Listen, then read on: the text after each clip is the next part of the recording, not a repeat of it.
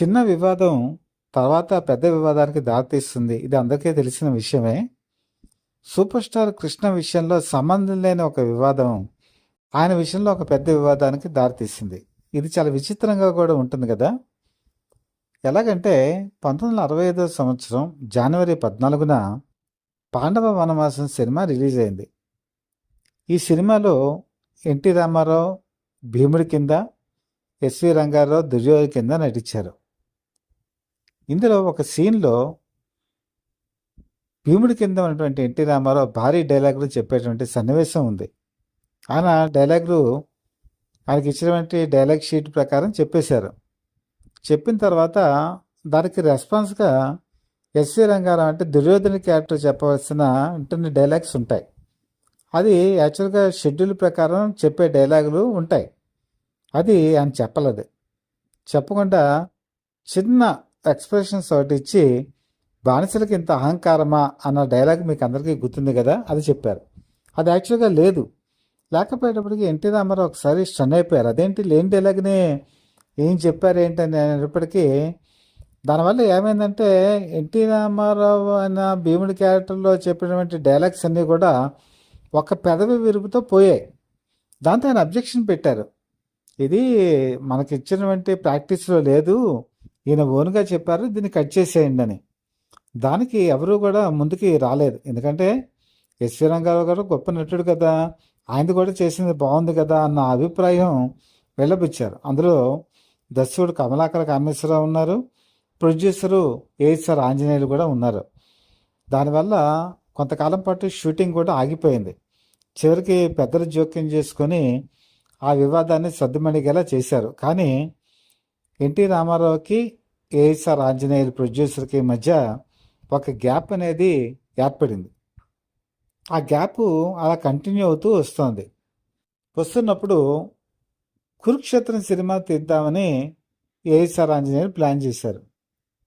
చేసి దానికి కృష్ణుడి కింద ఎన్టీ రామారావు అనే పెడదామని చెప్పి వెళ్ళి అడగటం జరిగింది.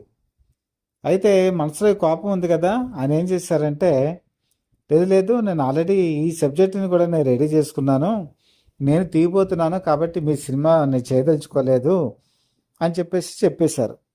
చెప్పేటప్పటికి ఏఎస్ఆర్ ఆంజనేయులు అక్కడితో పోయిన ఆ ప్రాజెక్ట్ డ్రాప్ చేసుకున్నారా? లేదు.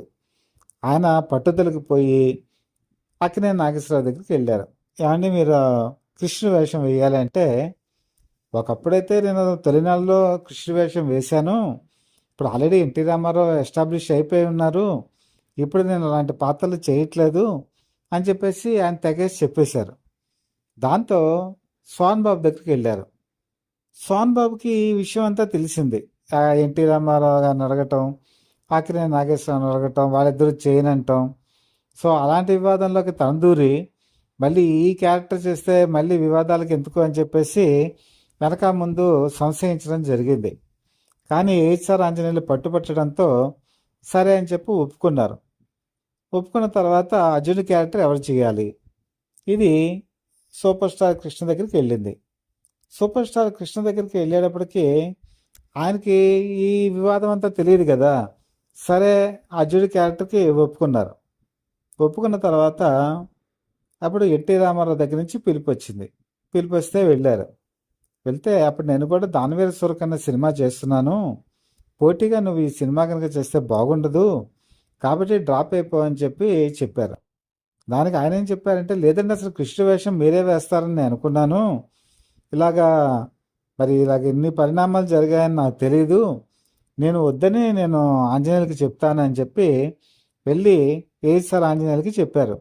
బాబు ఇదంతా వివాదం ఎందుకు, ఈ ప్రాజెక్టు ఆపేసుకో, పెద్ద ఆయన ఆల్రెడీ ఈ సబ్జెక్ట్ తీస్తున్నారు కాబట్టి పరిశ్రమలో ఇంకో సినిమా ఇలాంటిదే తీయటం అనవసరం అని చెప్పేసి కొంత సర్దుబాటు ధోరణిలో మాట్లాడారు. కానీ ఏఎస్ఆర్ ఆంజనేయులు ఏం చెప్పారంటే, ఇప్పటికే 10 లక్షలు నేను అడ్వాన్స్ ఇచ్చేశాను, కాబట్టి ఇప్పుడు డ్రాప్ అవ్వడం కుదరదు అని చెప్పి ఆయన చెప్పారు. అప్పుడు కృష్ణ ఏం చెప్పారంటే, నేను ఈ సినిమాలో అర్జునుడి క్యారెక్టర్ చేయను, నేను డ్రాప్ అయిపోతాను, నా బదులు హన్నాద్ ఉన్నారు, హన్నాదని పెట్టుకోవచ్చు, లేదా రామకృష్ణ కూడా సూట్ అవుతారు, రామకృష్ణని పెట్టుకోవచ్చు, వాళ్ళిద్దరు ఎవరినో ఒకరిని పెట్టుకొని ఈ సినిమా చేయమని చెప్పారు. కానీ ఆయన దానికి కూడా ఒప్పుకోలే.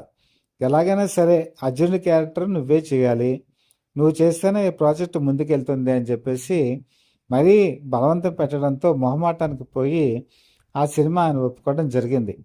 ఒప్పుకోవడం ముందు కూడా ఎన్టీ రామారావు దగ్గరికి వెళ్ళి, ఏమంటే ఇది నేను కేవలం ఒక నటుడిగా మాత్రమే చేస్తున్నాను, నేను మరి అతనికి నచ్చ చెప్పాను, 10 లక్షలు అడ్వాన్స్ కూడా ఇచ్చేసాట, కాబట్టి నేను చేయక తప్పలేదు అని చెప్పేసి అంటే సరే అని చెప్పి ఆయన ఒప్పుకున్నారు. అక్కడ కూడా నిజంగా అయితే విభేదాలు రాలా. కాకపోతే ఎక్కడొచ్చిందంటే ఈ సినిమా నిర్మాణం సగంలో ఉన్నప్పుడు యుద్ధ సన్నివేశాలు తీయాల్సి వచ్చింది. యుద్ధ సన్నివేశాలు తీసే టైంకి ప్రొడ్యూసర్ చేతులు ఎత్తేసాడు. చేతులు ఎత్తేసి నా దగ్గర ఇంకా డబ్బులు లేవు అనేటప్పటికీ ఆ సినిమా పూర్తవ్వాలి, ఇన్కంప్లీట్ అయిపోకూడదనే ఉద్దేశంతో super star Krishna Padmalaya banner మీద పెట్టుబడి పెట్టాల్సి వచ్చింది. ఎప్పుడైతే కృష్ణ పెట్టుబడి పెట్టారో అప్పుడు ఇండస్ట్రీలో ఏంటంటే కావాలనే ఇదంతా జరుగుతోంది అన్న ఒక ప్రచారం ఏదైతే జరిగిందో దాన్ని వాళ్ళు సీరియస్గా తీసుకొని ఇద్దరి మధ్య కూడా ఒక ప్రతిష్టంభన ఏర్పాటు అనేది జరిగింది. కొన్నిసార్లు వివాదాలు ఎలా జరుగుతాయంటే మనకు ప్రమేయం లేకుండా, మన ఇది లేకుండా జరుగుతూ ఉంటాయి. సో తనకి ఎటువంటి ప్రమేయం లేకుండా ఎక్కడో పాండవ వనవాసంలో జరిగిన వివాదం ఆ తర్వాత కాలంలో కురుక్షేత్ర వివాదం కింద మారి మరొక వివాదానికి దారితీసింది. కాబట్టి చిన్న వివాదాలే పెద్ద వివాదాలకి దారితీస్తాయి అని చెప్పడానికి ఇదొక ఉదాహరణ. సూపర్ స్టార్ కృష్ణ జీవితంలో ఇది జరిగింది. కాబట్టి కొన్నిసార్లు విధిలిఖితం, దాన్ని ఎవరో కూడా ఏమీ తప్పించలేరు. కురుక్షేత్రం, దానివేలు సూరకన్న ఈ సినిమాల్లో కూడా ఇదే జరిగింది. ఈ కంటెంట్ కనుక మీకు నచ్చినట్లయితే లైక్ చేయండి, బెల్ ఐకాన్ ప్రెస్ చేసి సబ్స్క్రైబ్ చేసుకొని మీ బ్లెస్సింగ్స్ మాకు అందజేయవలసిందిగా మనస్ఫూర్తిగా కోరుకుంటూ మీ మిత్రుడు శ్రేయభిలాషి, Satya for the people live TV chief editor, DVSS Krishnaprasad.